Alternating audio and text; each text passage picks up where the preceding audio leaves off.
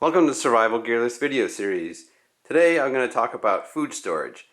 And I've done previous videos on what type of food to store, but today I'm going to talk about how to take your dry storage goods and make them last for a long time.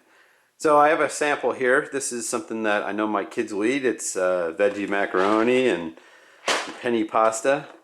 And you know, dry storage will last several years just the way it is. But if you want some real long-term storage on it, what you need to do is, you can see here that it just puffs back up with air. And air is the number one thing that's going to make food go bad.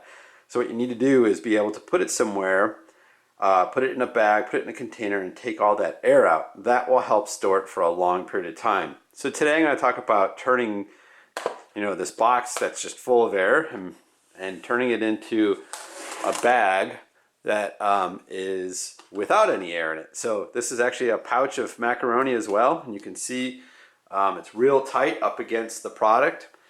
There's no air in here. You got to seal it, obviously, to make sure no air gets back in.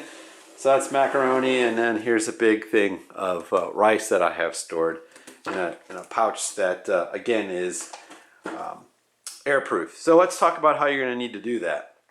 So you're going to need to be able to put it in a container. You can use a glass container, something like this. Or, better yet, this is a Mylar bag. This is the same sort of product that when you buy a balloon at a party store, this is what the balloons are made out of, sealed. This one's a decent size. You can get them bigger or smaller. But then after you put the product in here, you're going to have to take the oxygen out. And that's what you would use these oxygen absorbers. And you can see this is a whole brand new pack of it. It's real tight. Can't have any air in here either, or otherwise these will, absorb the oxygen like they're supposed to do and then not work for you. And you can see they're about that size. So that's about, what, a 2" by 2" or so. And you put 1 or 2 in your package to absorb the oxygen. This is a brand new pack, so since to do the macaroni I would only need 1 or 2 in here. I'm not going to open this whole thing up, but I'll show you how to do it. And then once you open this bag up, you need to do something with this too, because you can't just let it out to oxygen. So you can put it in a Mylar bag, seal it real tight, or you can put them in a jar, like a canning jar, or a jar that that can go airtight. And use it that way. So I'm going to pause the camera, and then we'll get into this and show you how to do it.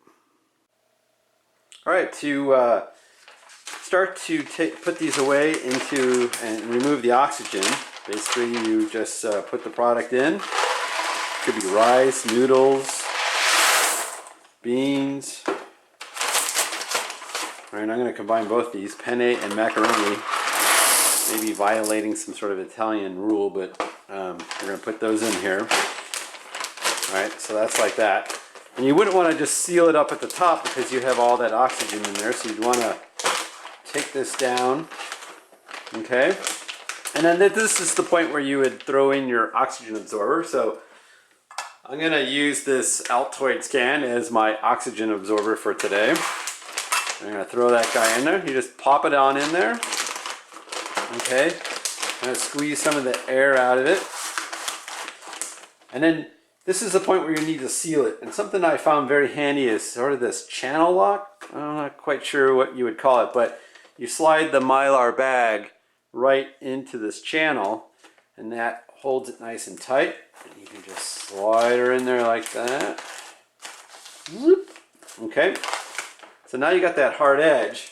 And then how do you seal these Mylar bags? So that's a question you may have. And you do it with heat.